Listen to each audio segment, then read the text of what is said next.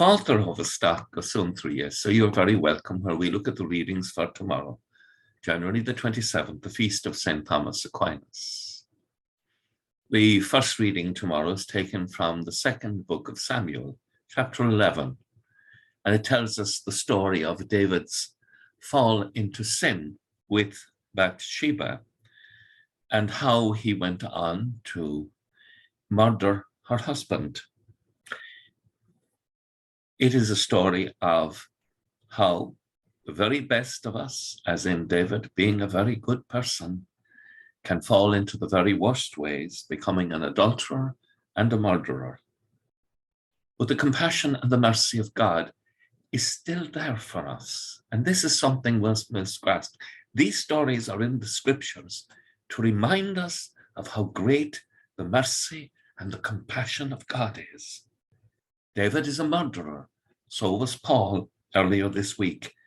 God calls both of them to repentance and to experience his love. David will go on to write Psalm 51. Have mercy on me, God, in your kindness. Just for a moment, reflect on that line. Have mercy on me, God, in your kindness, in your compassion. Blot out my offense. O wash me more and more from my guilt and cleanse me from my sin. Psalm 51 is one of the most beautiful expressions of confidence in the loving mercy of God, and that God will provide the grace and the ability to repent when we call upon him. Gospel tomorrow is this gospel of Jesus using parables like the mustard seed and telling us a man goes out and he throws the seed on the land night and day while he sleeps. When he is awake, the seed is sprouting and growing. He knows not how. The faith grows in us quietly, but unrelentingly. Thanks be to God, and draws us closer to God. Using many parables like these, Jesus taught them insofar as they could understand. There's a gentleness in that statement. Jesus brings all of us to the appropriate experience and knowledge of him. Tomorrow is the feast of St. Thomas Aquinas. Thomas, born to a noble family. In fact, his family didn't want him to become a Dominican and kidnapped him and held him hostage, but he persisted and he became not alone a Dominican, but an outstanding Dominican scholar. And he would eventually write the Summa Theologica, which is a wonderful adaptation of the faith in the light of Aristotelian analysis. And it's a wonderful thing. The introduction to it is really worth reading. And you'll get all of these things on the internet.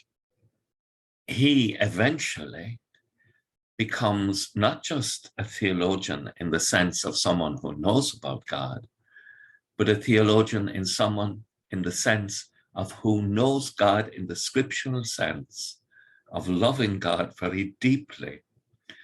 While celebrating Mass one day, he had a vision of God, of the reality, of the beauty of God. And afterwards he would say, all that he wrote seemed like straw and so inadequate. He is the one you may have at benediction as a child, experience the beauty of the Tantum Ergo. He is the one who wrote the Tantum Ergo. And that whole beautiful worship of the Eucharist and the beautiful statements within it come from a soul deeply in love with God.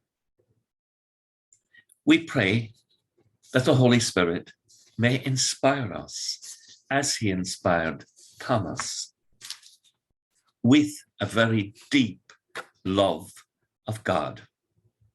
Returning for a moment to St. Francis of Sales, Francis would say to us, anxiety is the greatest evil that can befall a soul. except sin. God commands you to pray, but he forbids you to worry. I say that again from St. Francis de Sales. Anxiety is the greatest evil that can befall a soul, except sin. God commands you to pray, but he forbids you to worry. I think that's very beautiful. And with thoughts like this, let us go to our beds this evening, and let us pray that we will awake in the morning with the praise of God on our hearts and on our lips. Agus gomano dia ilakoptuk shiv, ahar mak agus spirit nev. Amen. Slán go fóill. Bye for now.